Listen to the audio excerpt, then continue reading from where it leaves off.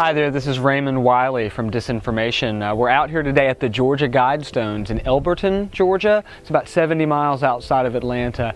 And as you can see here, it's 17-foot tall, strange granite monument that has 10 guidelines printed on it or etched into it about what to do after the shit hits the fan, as it were, and the apocalypse comes. We're going to take a short tour of the Guidestones today. We're going to talk a little bit about its history, and we're going to show you just the area around here and also some of the vandalism that's been done on the Guidestones in the past 2 years. We'll take a walking tour of that as well.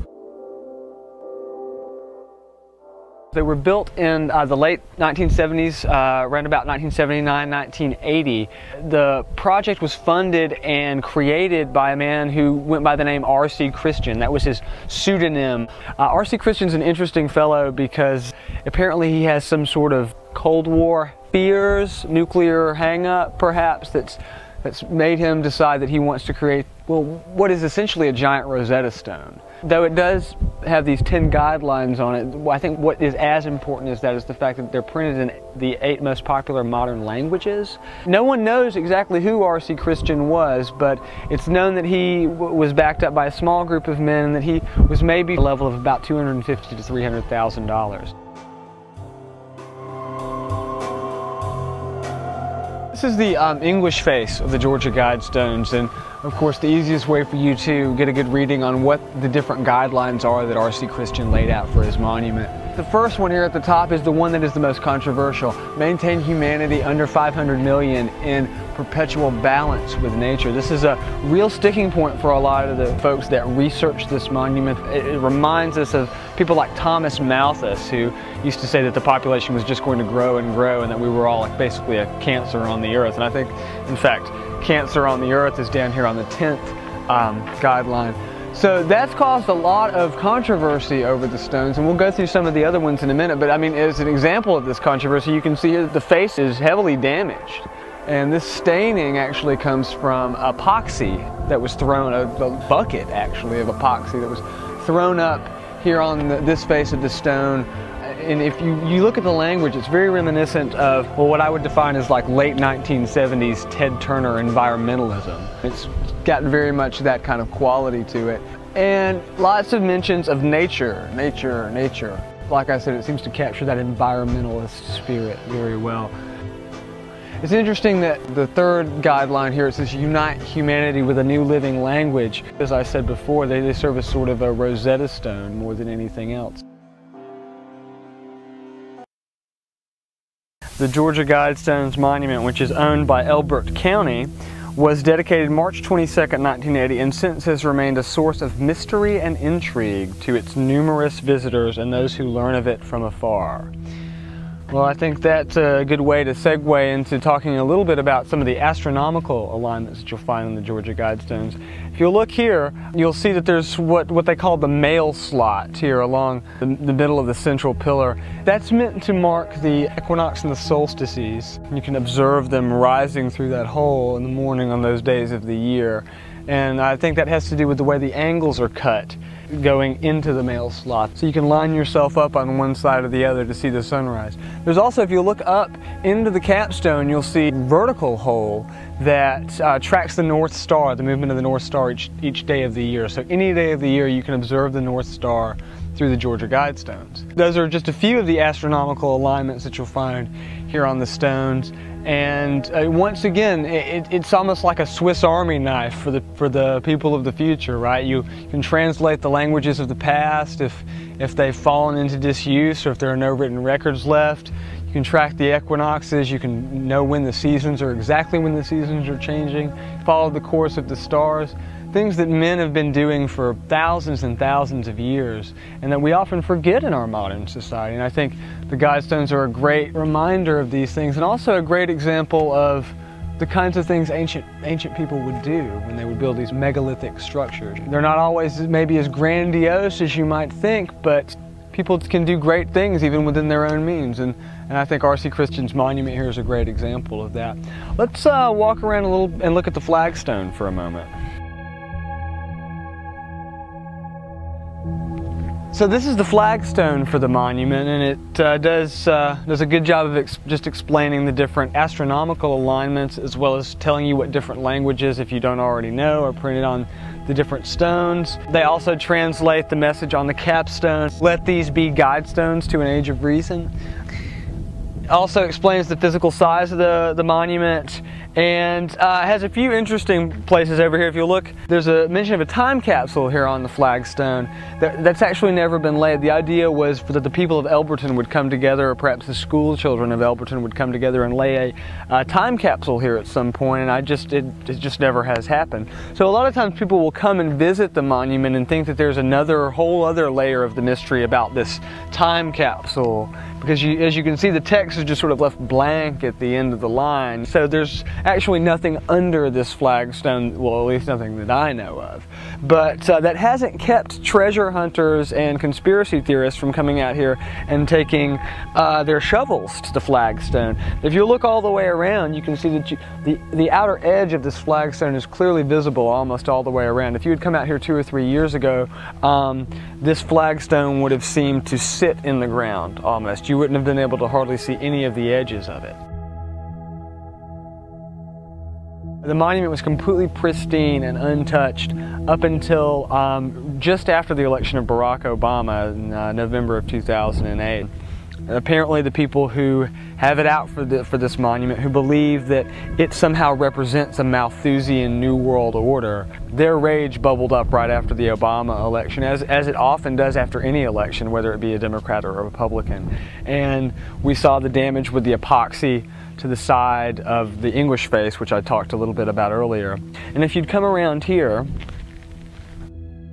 there's also been graffiti, which you can see sort of evidence of where it's been covered up all over the Guidestones. And this started off very typical sort of anti-New World Order rhetoric and slogans, much like you would see in the films of Alex Jones and others. In fact, many of the quotes graffitied on the Guidestones at the time came directly from the Alex Jones film Endgame, which we also happen to publish here at Disinformation. It's been this sort of thing basically since 2008, and it's only stopped since they've taken the time and money to clean up the Guidestones. And they've also, if you look just down over the parking lot across there, you'll see the cameras that they've set up, and it says they're always on. So apparently the police have to take a much closer look at the monument now and sort of keep an eye on it.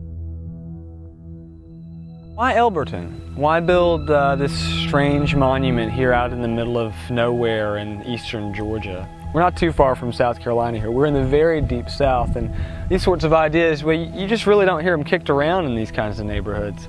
Elberton is the, quote, granite capital of the world. More granite monuments are produced here than I think in any other city anywhere in the world. I think that's probably had a lot to do with why R.C. Christian chose this location, chose this area. Because remember, he's on a budget. He's not a Rothschild or a Rockefeller. He doesn't have infinite resources. So he's got to go to where the granite is. And if we look at the size of these stones, it would be very hard to transport them very far. You know, so the quarry is literally, the pyramid quarry where they were built is literally just 10 miles away. And even the process of moving them just from the quarry to here was very difficult. So you can see why, just for practical reasons, you'd end up in a place like Elberton. Now, many people theorize that there are perhaps some ley lines, or that this was the center of Indian territory, or something like that back in the day. Or maybe it's on the 33rd degree parallel. We are actually fairly close to the 33rd degree parallel here, but before you get too excited, just know that R.C. Christian was given 3 sites to choose from here in Elberton, 3 different locations where he could put his stones. So, and this is the one that he chose. It was based on what real estate was available at the time, not necessarily the presence of any ley lines or telluric currents or anything like that. Although you do feel a little weird energy when you're out here sometimes. Who was this man of mystery? Nobody really knows who he was. There are anecdotal stories that he said his mother came from Georgia, and that was perhaps why he chose to build the monument here. He publishes his book, Common Sense Renewed, out of a publishing company in Iowa, so I've often wondered perhaps he's from there. But more importantly than where he's from is, what does he represent? You know, is he perhaps a Rosicrucian, a member of something like the AMORC or another modern incarnation of the Rosicrucians? In case you don't know who the Rosicrucians were, they were this sort of 17th century esoteric fraternity. They're the forerunners of Freemasonry. They're the first secret society, right? And actually, it's not even known whether they even existed at first. They announced themselves through manifestos printed in Germany in around about 1608. And they called for the greater reformation of the whole wide world, the inauguration of the Age of Reason that R.C. Christian keeps talking about in his monument. And it's funny that he picked that name, right? Because the central mythical figure of the Rosicrucian story is Christian Rosenkreuz. We see how much similarity there is between the name R.C. Christian and Christian Rosenkreuz. This could, in fact, just be a coincidence. It could be that Robert Christian or R.C. Christian just chose this name by coincidence or just in an arbitrary way. He often signs his name, in fact, Robert Christian, not R.C. Christian. But I personally, I do believe that he probably was a member of a Rosicrucian or other New Agey sort of fraternity of men. But they probably weren't very big or very powerful. Like I said, this is about a $300,000 project.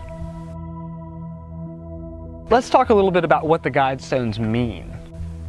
My friend Austin Gandy, he co-hosts the Disinformation podcast with me.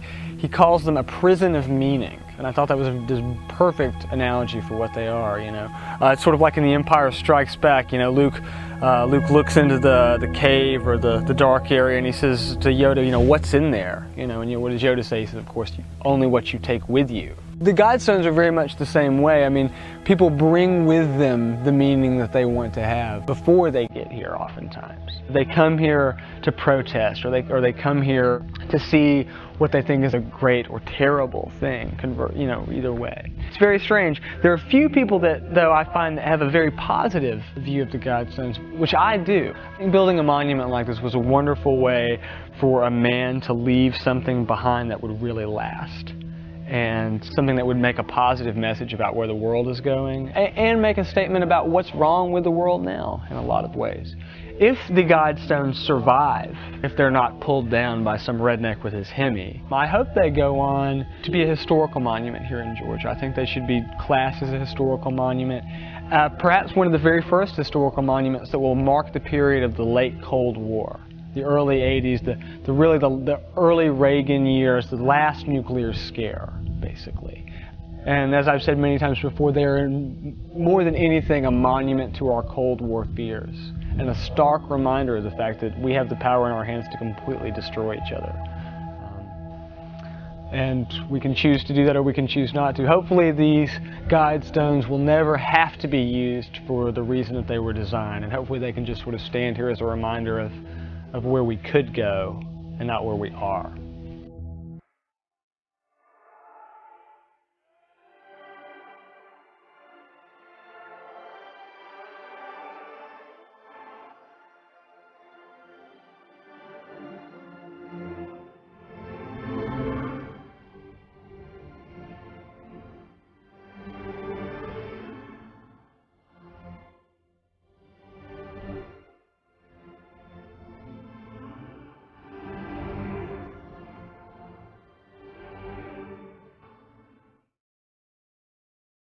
In 1979-1980, the project was funded and created by a man who went by the name R.C. Christian. That was his pseudonym. R.C. Christian's an interesting fellow because apparently he has some sort of Cold War fears, nuclear hang-up perhaps, and as you can see here, it's 17-foot tall, strange granite monument that has 10 guidelines printed on it or etched into it about what to do after the shit hits the fan, as it were, and the apocalypse comes. We're going to take a short tour of the Guidestones today.